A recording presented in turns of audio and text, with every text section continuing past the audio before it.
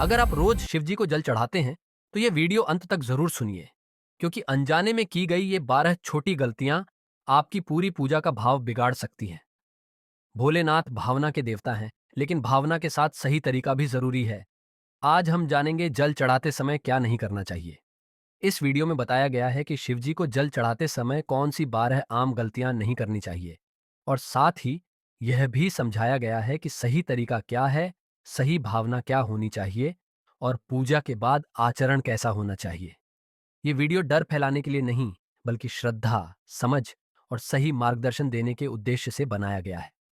अगर आप चाहते हैं कि आपकी शिव पूजा केवल एक परंपरा न रहकर एक सच्ची साधना बने, तो इस वीडियो को अंत तक जरूर सुनिए।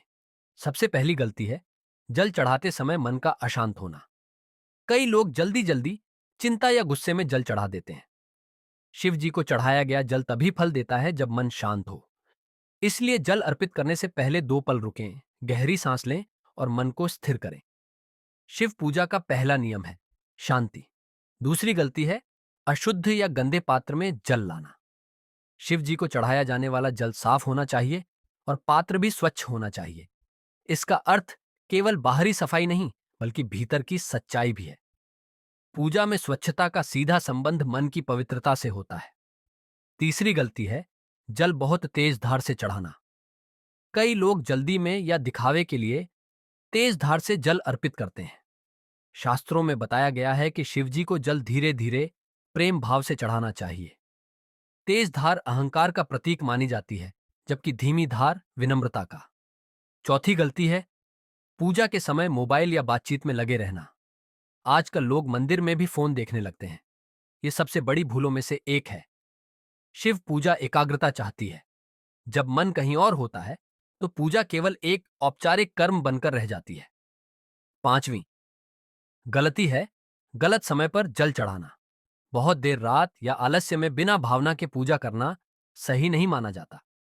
प्रातःकाल या संध्या समय शिव पूजा का विशेष महत्व बताया गया है, क्योंकि उस समय मन अपेक्षाकृत शांत रहता है। छठी गलती है जल चढ़ाकर तुरंत पीठ फेर लेना। कई लोग जल चढ़ाकर बिना क्षण भर रुके चले जाते हैं। जल अर्पित करने के बाद कुछ पल वहीं खड़े रहकर शिव नाम का स्मरण करना चाहिए। यह मौन प्रार्थना पूजा का सबसे महत्वपूर्ण भाग होती है। सातवीं गलती है शिव पूजा को केवल मांगों तक सीमित रखना। कई लोग शिव जी के पास केवल अपनी इच्छाएं लेकर जाते हैं, लेकिन भोलेनाथ पहले भाव देखते हैं, फिर मांग। पूजा में कृतज्ञता और समर्पण का भाव होना चाहिए। आठवीं गलती है बिना श्रद्धा के जल चढ़ाना।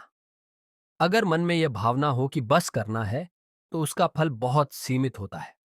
शिव जी को जल चढ़ाते समय यह भावना रखें कि आप अपने अहंकार, तनाव और नकारात्मकता को अर्पित कर रहे हैं। नौवीं गलती है अशुद्ध विचारों के साथ पूजा करना।